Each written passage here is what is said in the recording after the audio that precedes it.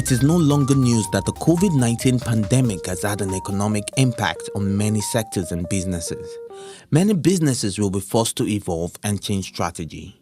Today, we'll be focusing on the event industry. How has the pandemic and lockdown impacted on events in Nigeria?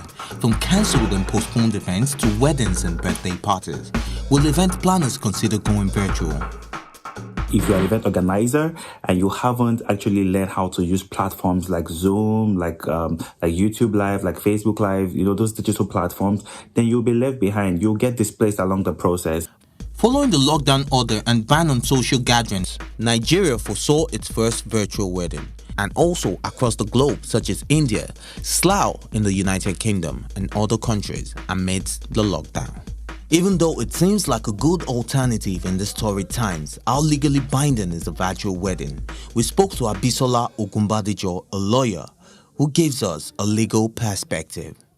The Marriage Act, which is the law that currently regulates the conduct and celebration of statutory marriages, which is the union between one man and one woman to the exclusion of all others, does not make any provision for online weddings.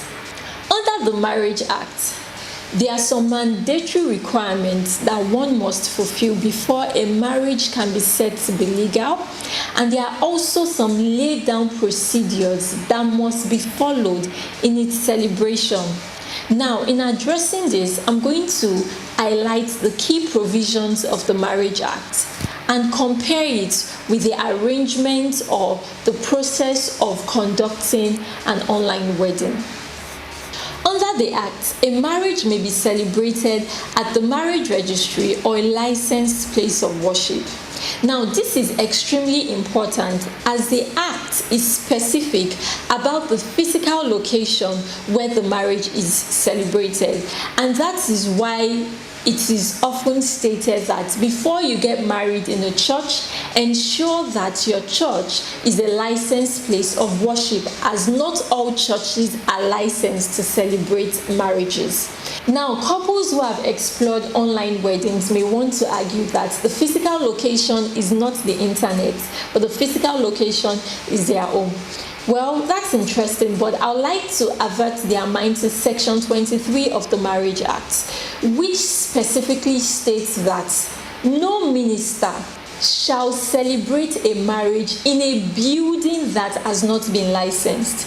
Now, the effect of this is if you celebrate a marriage in your home, but that particular location or building has not been duly licensed or approval has not been obtained in respect of that location, then a minister should not celebrate a marriage in such location. And this is the same reason why couples cannot just go to the beach or to a garden to celebrate their marriage.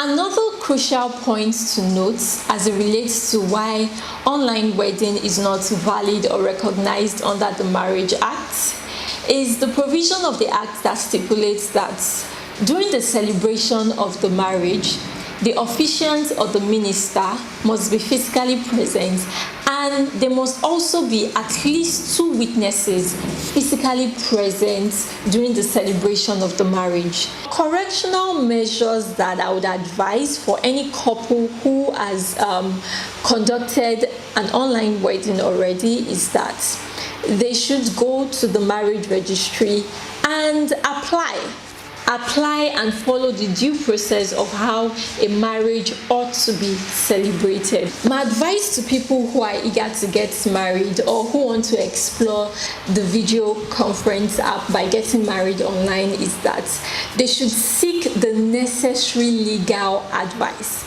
So if you're unfamiliar with a particular arrangement, seek the legal advice so that you can be aware of the legal implications. The couples can also reach out to the marriage registry, maybe send a mail or put a call through. And the interesting thing is, the whole process of application can actually be done online. Yes, it is possible to make virtual weddings legal in the future. Nothing is impossible, and the world is evolving. I read somewhere that the United Arab Emirates now has online wedding service for couple who intends to get married. I also read somewhere that the New York governor also signed an executive order for couples to conduct their wedding online. So yes, it is very possible. If other countries are doing it, it's just a matter of time.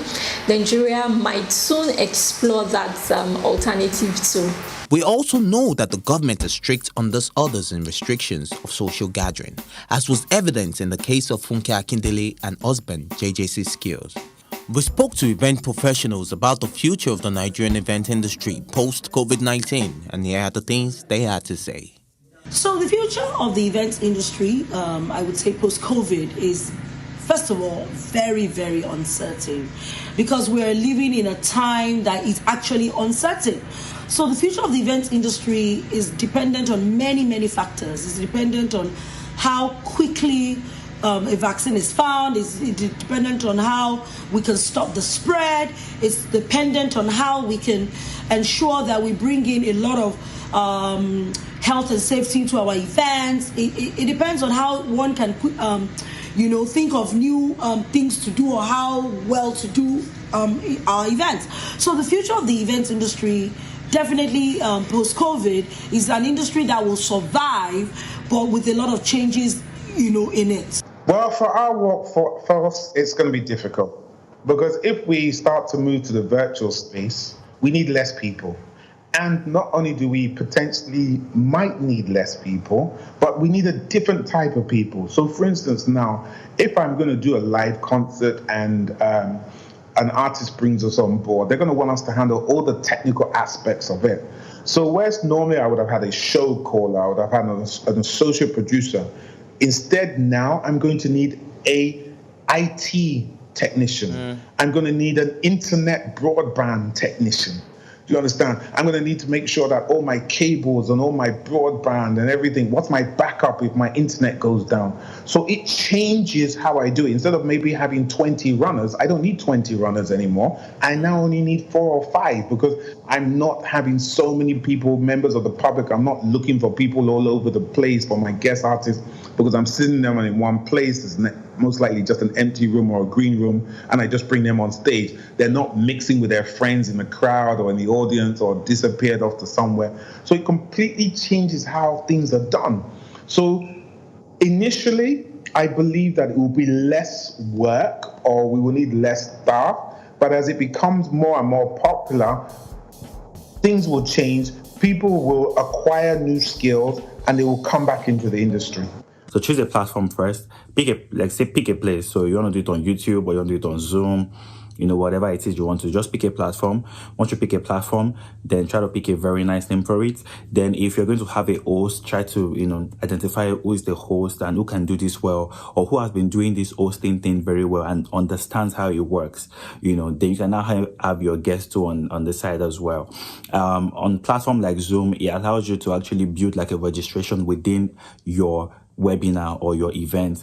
So you can build like a registration link that you can share with people. So if you have like a WhatsApp group or a WhatsApp community, or you want to just go ahead and use media platforms or social media to get your guests to attend that event, then you can then push the link all over the social media pages, get influencers to push your link, or hire a PR firm. Yes, and towards the event, you can send newsletter to people. Don't just keep quiet and wait till the event. Check out the list of people that have signed up. Send them an email and say, oh, thank you for signing up. We can't wait to have you join us.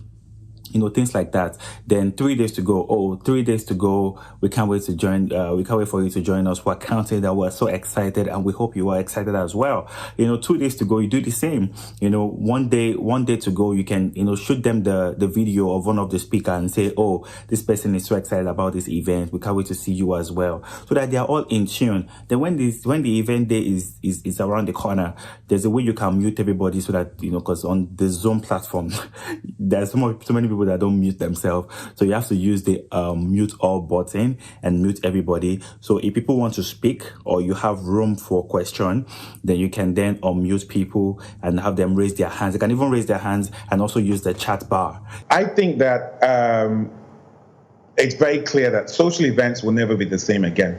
There's no doubt about that. Things are definitely gonna change. I mean, there'll be lots of government restrictions in place. People are going to be careful about how they contact people, because until we get a vaccine for COVID-19, which is at least a year away, we know that we are still going to have the possibility of being infected by people. So, when we look at how we're going to manage advice going forward, we're going to have to put a number of things into place as event organizers. For example, we're going to have to make sure that sanitation is very good. So we have sanitizers in place. We make sure that we keep social distancing as much as possible.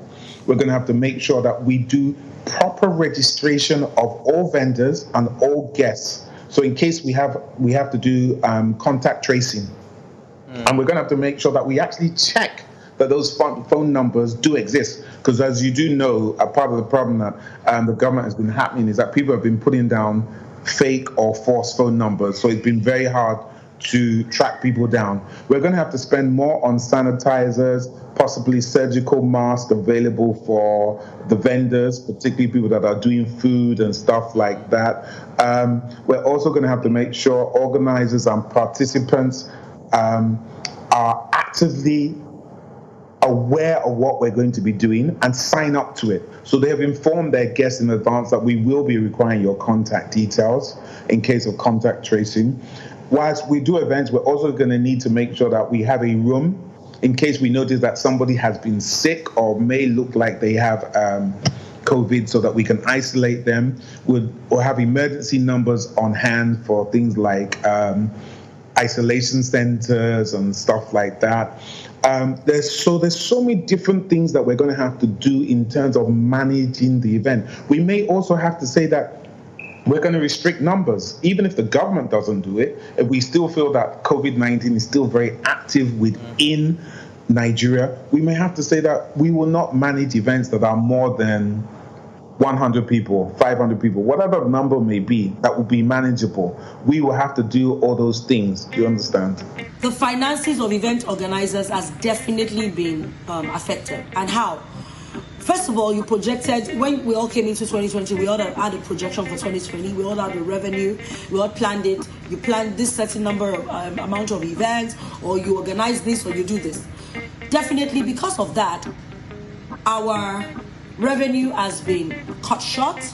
You are forced to spend more because you are not earning as much as you would. So you are now probably dipping into your cash flow, your savings, and if you didn't save, or you didn't have a cash flow balance, right, where it was positive, those people will be suffering. So it has definitely affected some people's finances, people that didn't save, people that didn't have like a 6 months or a year or 2 years savings for, just in case anything happens to the business. How do we get paid? How do we pay our staff? Those finances have been affected, because don't forget that our industry, for some people, it's very project based. Some people get paid per event. So if you get paid per event, or you get paid per event that you're organizing, sometimes you might not have been able to save. So it's definitely affected the finances of event professionals. The word that I have for all event planner is that there's a reason why you started this business. You did not start this business for safety or comfort. You started this business for a greater reason, and now is the time to go back to the reason why you started. To be honest, there is nothing more resilient in the world than to see an entrepreneur who keeps moving and going with the belief that the light will come. So I just want to implore everyone to keep going. If it takes you to pivot your business, please pivot your business. If it takes you to do the extraordinary, please do the extraordinary. If it takes you to invest in yourself, please invest in yourself. This is the time. Trust me, this is the time. To all event planners, I would say to all of us, and I'm here with you, is that we are in uncertain times, and this is a time that is happening to everybody all over the world. So we're not unique and we're not different. It's affected some businesses badly. The hospitality, event, entertainment, and tourism industry has been badly hit. But guess what? This is forcing us to pause, remain calm, have clarity in our business, look at our business properly, look at our business model, look at what we're doing right, look at what we're doing wrong, look at new ways of doing things that we've always actually thought it had to be done a certain way. So this is a time, of course, to leverage technology, as we all know. This is a time to build on relationships. This is a time to collaborate more. This is a time to look inwards. This is a time to pause. This is a time to reflect. But at the same time, while you're pausing and reflecting, don't do it don't reflect and pause for too long. Look for new ways of doing things. And it will be okay. It will be okay. Because I know that a lot of us are also afraid. It will be okay. I believe that God is with us, and God is certain in the time of uncertainty. So it will be fine. Considering the directive of the Lagos State Governor, Babajide Sanwo-Olu, on the 29th of April 2020, that all event centers should remain closed until further notice. All entertainment centers such as event centers, cinemas, arcade, bars, casinos, day clubs, nightclubs, beaches will remain closed till further notice. Will the virtual world become the future of events, or will things go back to normal and social gathering return? Guess we will find out post-COVID-19. Ifeoluwa Osunkeye for Plus TV Africa.